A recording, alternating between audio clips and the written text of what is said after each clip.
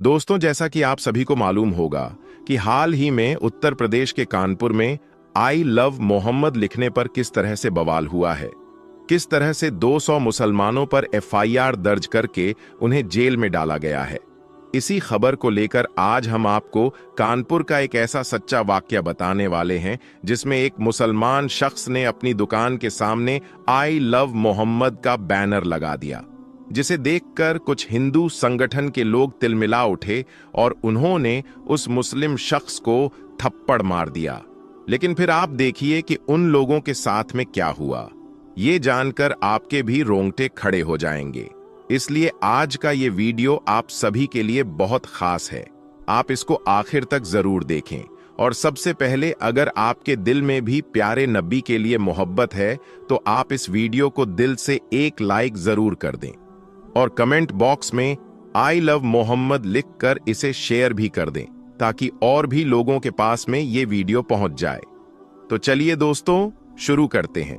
दोस्तों, इस कहानी की शुरुआत होती है कानपुर के सैयद नगर इलाके से, जहां गंगा की लहरें हिंदू मुस्लिम मोहल्लों को आपस में बांधती हैं। 4 सितंबर को ईद मिलादुन्नबी का जुलूस था। गलियों में हर तरफ रौनक थी। हर तरफ नाते पाक और लब्बैक या रसूलल्लाह की नारे गूंज रहे थे। मुस्लिम युवाओं ने चौराहे पर एक बड़ा सा बैनर लगाया जिस पर लिखा था आई लव मोहम्मद।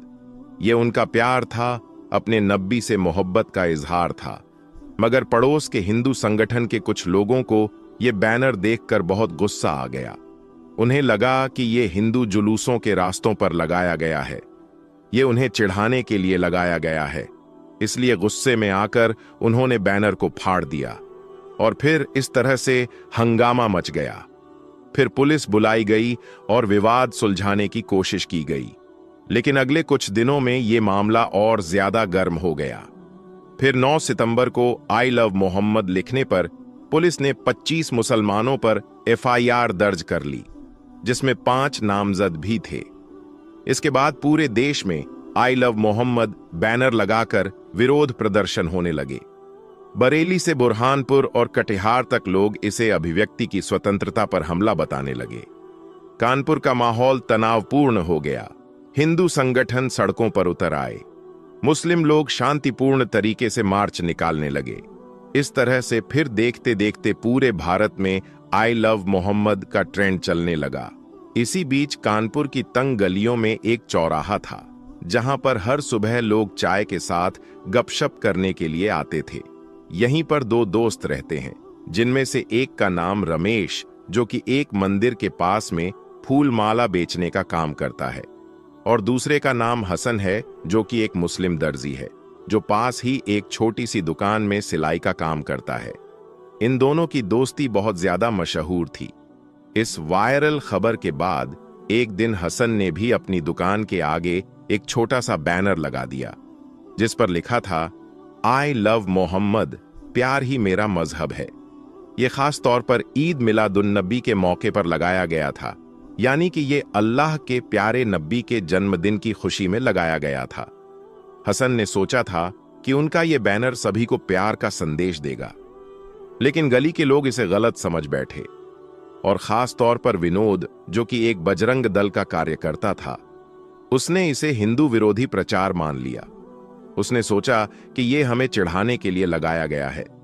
फिर शाम को जब हसन अपनी दुकान बंद कर रहा था तो उस वक्त विनोद और उसके कुछ साथी वहां पर आए और उस बैनर की ओर इशारा करते हुए हसन पर चिल्लाने लगे और कहने लगे कि ये क्या तमाशा है, तुम लोग हमारी भावनाओं के साथ में खिलवाड़ कर रहे हो।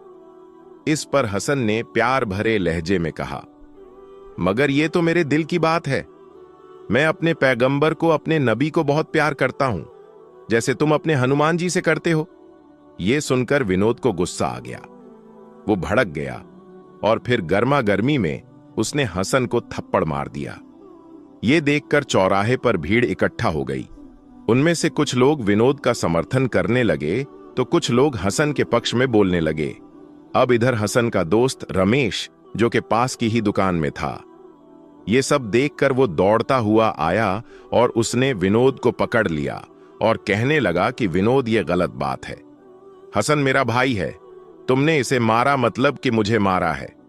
फिर हसन ने अपना गाल सहलाया, लेकिन विनोद पर गुस्सा नहीं किया।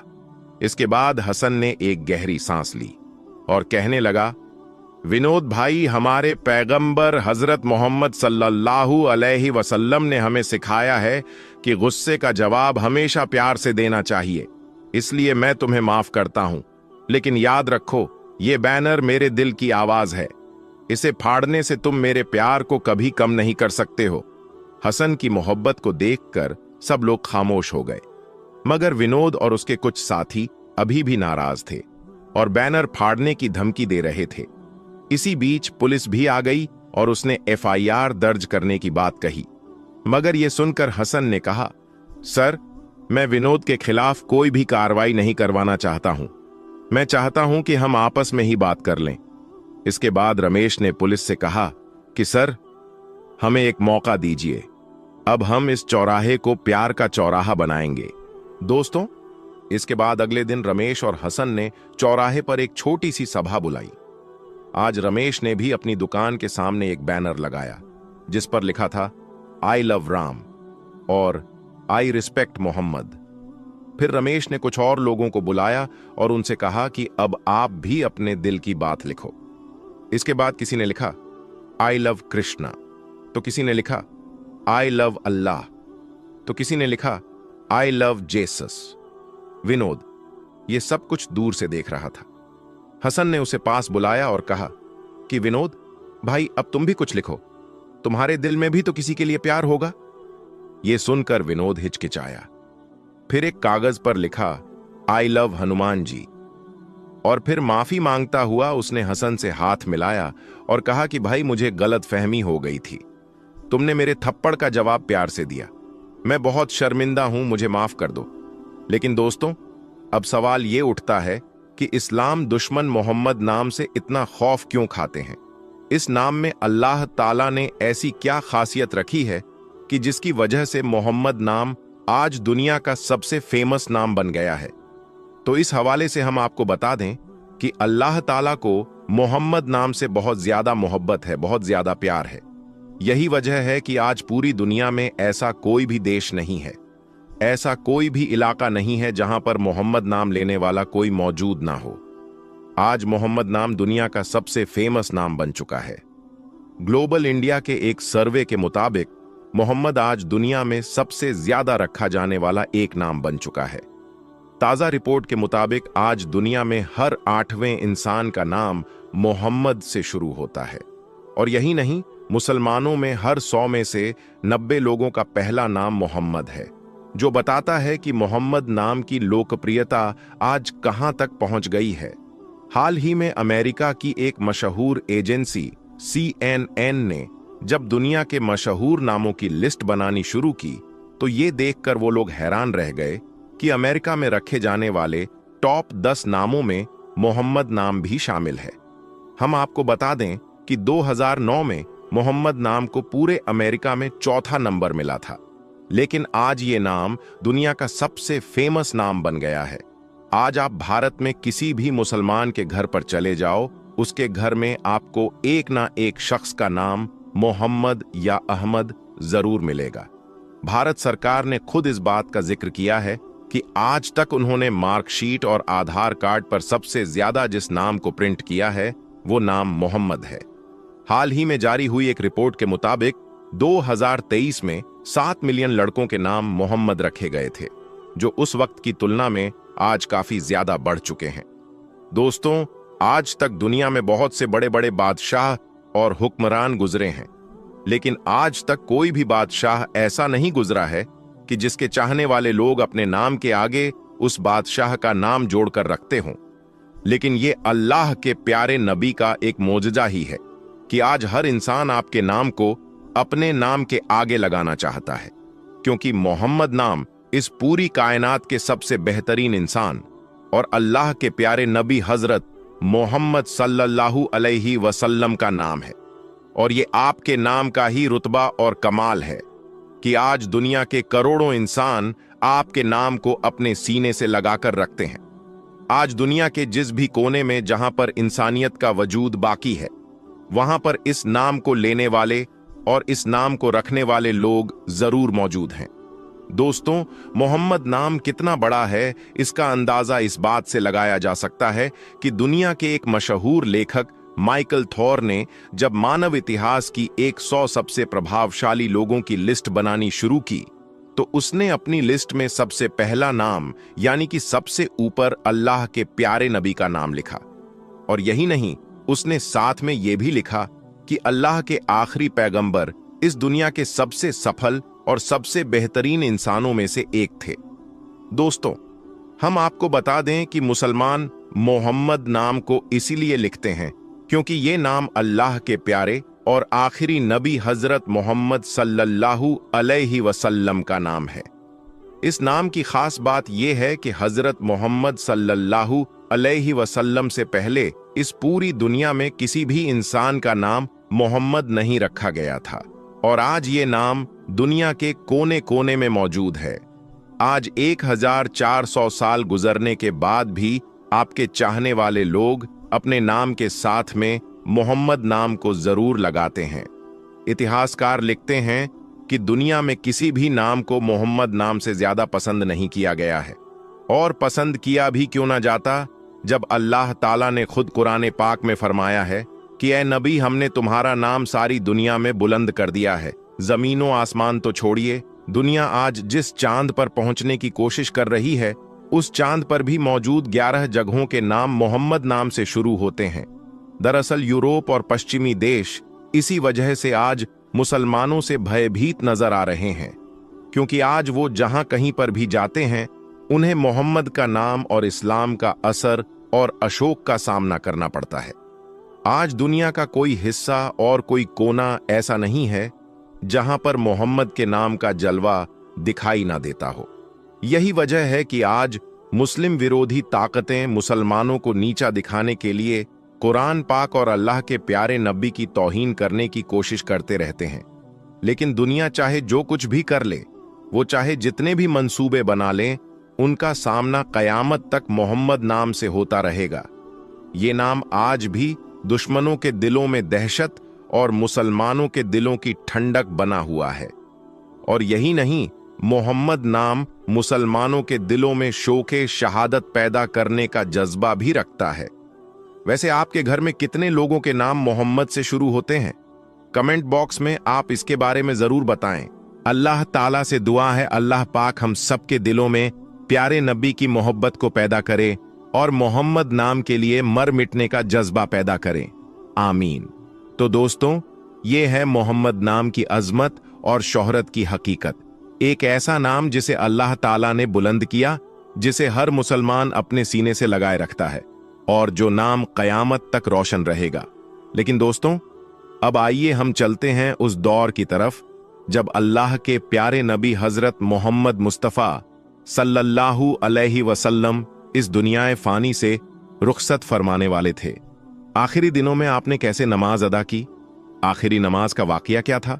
और सहाबाए इकराम ने उस वक्त क्या देखा?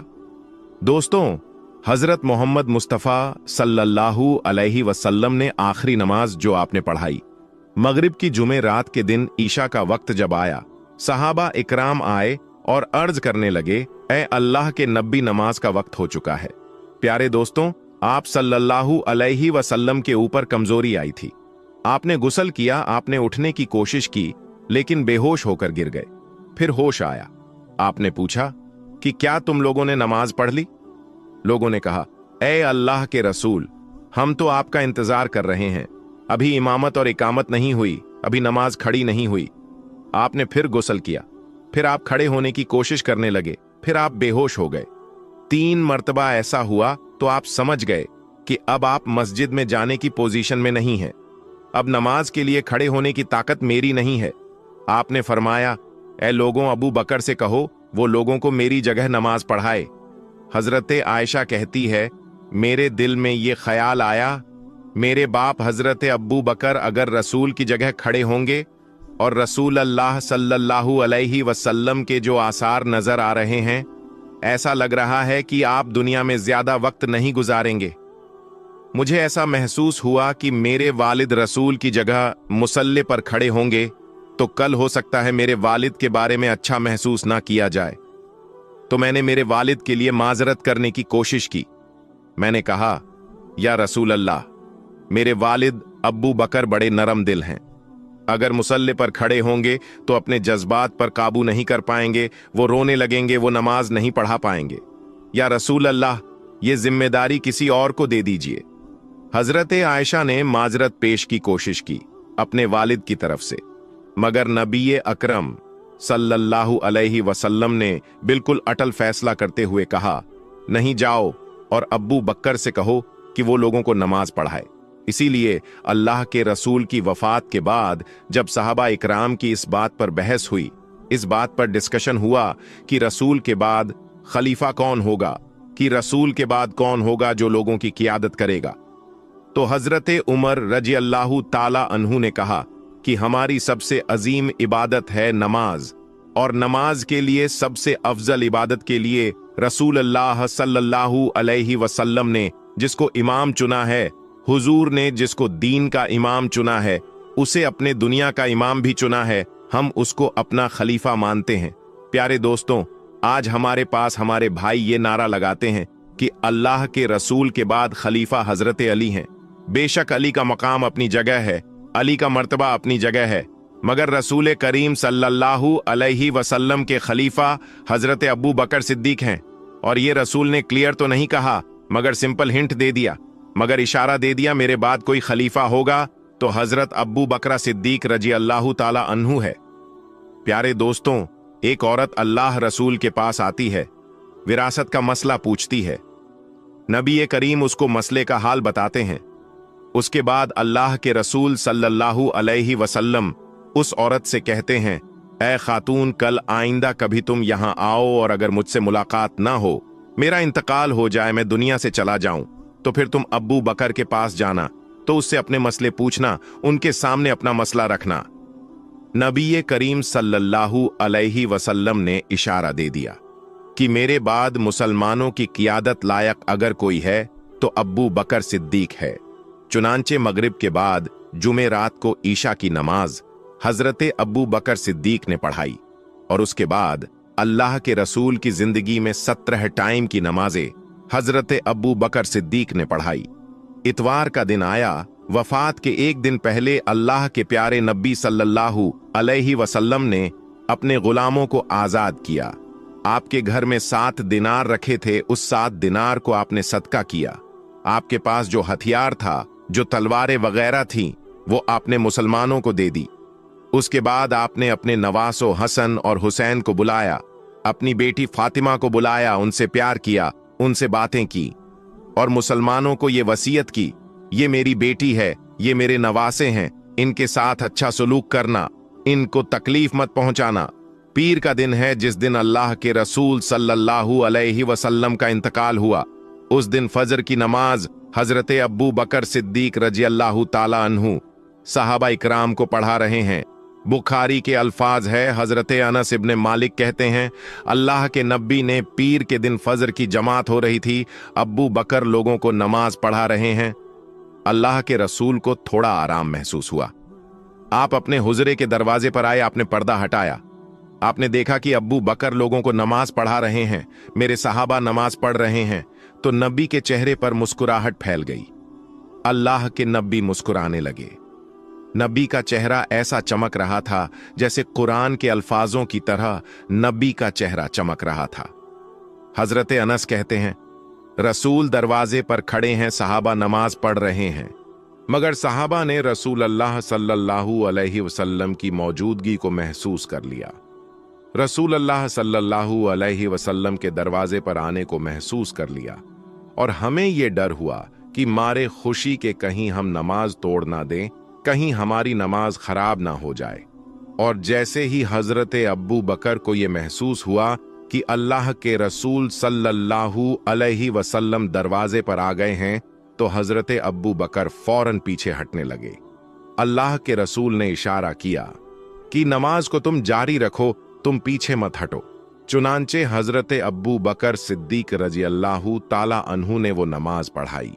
और अल्लाह के रसूल सल्लल्लाहु अलैहि वसल्लम ने पर्दा गिरा दिया और वापस अंदर चले गए।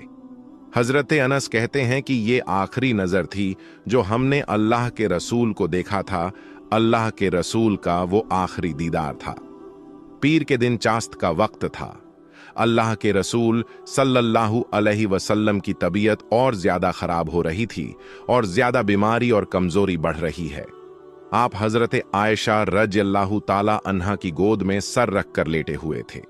इतने में हजरत अब्दुल रहमान इब्ने अबी बकर आते हैं। वो मिसवाक कर रहे थे। अल्लाह के रसूल ने मिसवाक करते हुए देखा। आपको इतनी कमजोरी थी, बोल नहीं पा रहे थे। आपने इशारा किया हजरत आयशा को, तो हजरत आयशा समझ गई कि अल्लाह के रसूल सल्लल्लाहु अलैहि वसल्लम मिसवाक करना चाहते हैं।